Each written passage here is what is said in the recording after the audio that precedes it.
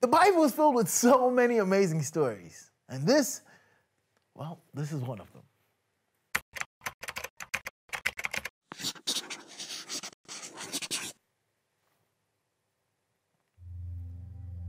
So the story goes, we find ourselves in a situation that's too familiar with the children of Israel. The situation is they're straight from God, and now God has allowed them to be conquered. Here is where we find the hero for today's story. That hero is Gideon.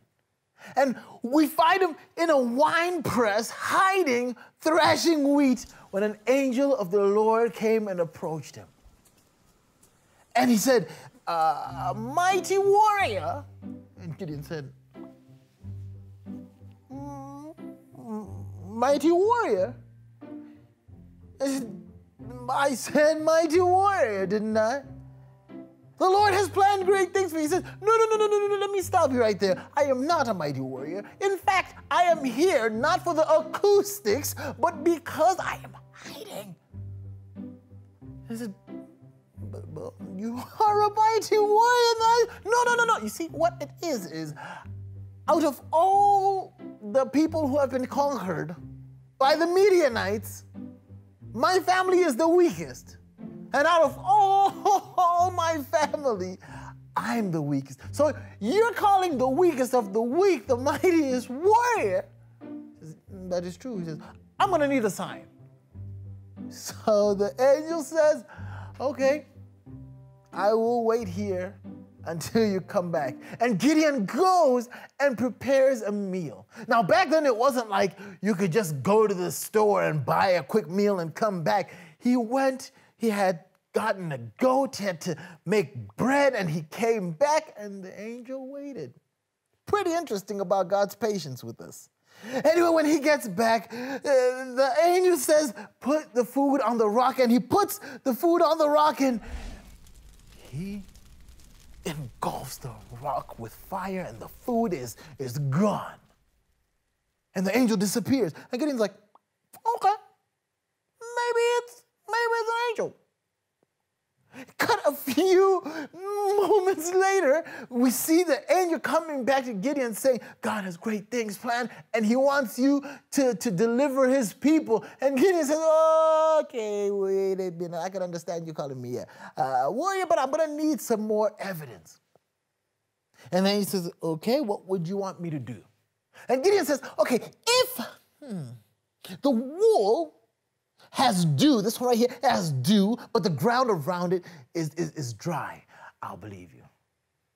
So he said, okay. So he went to bed, and the next morning, Gideon gets up and runs and looks,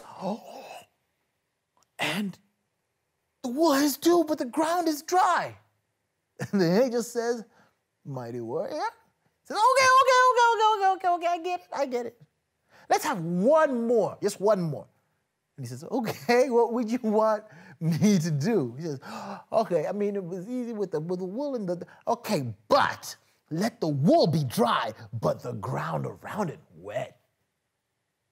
And he says, okay. So he goes to sleep, wakes up the next morning, Gideon gets up, runs, and it is as he had requested.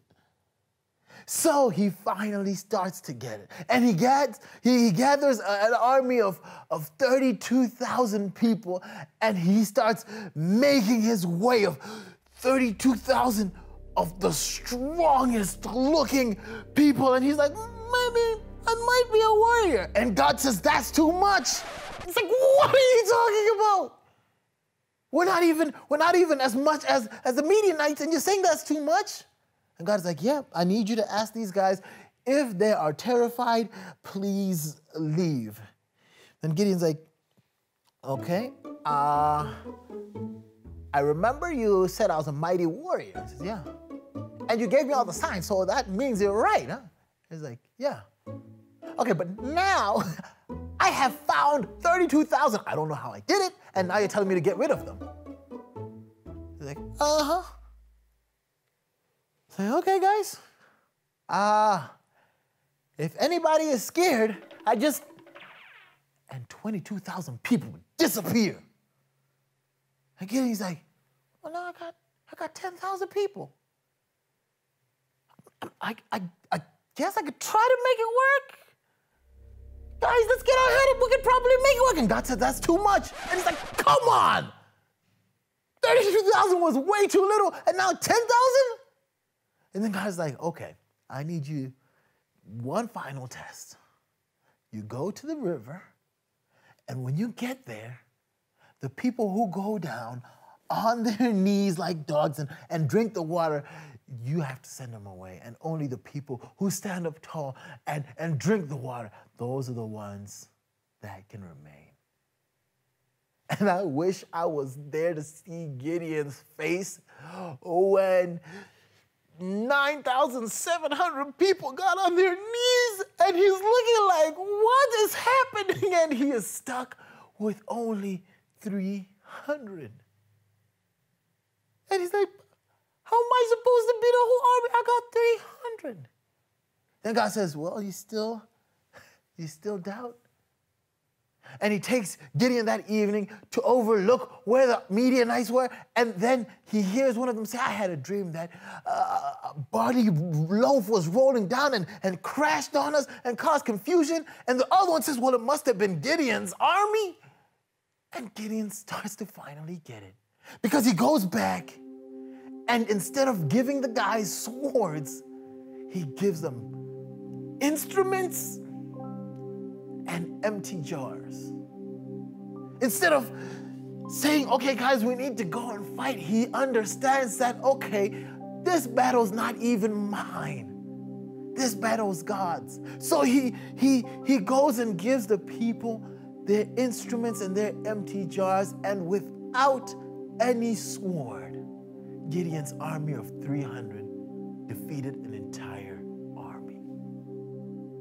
It's amazing how sometimes we get caught up in our own wanting to do our things our way and the things that kind of make sense to us, but God is like, let go of all that because I've already fought the battle for you. I pray that as we go on in life, we see God working and then we say, okay, God, I get it. And we let go. Amazing story, huh? For Bible Stories, this is Taps. You know what would be cool? You see this button right here? Just click it. Check out what happens. It's incredible. It's incredible. Just click it. Just go ahead.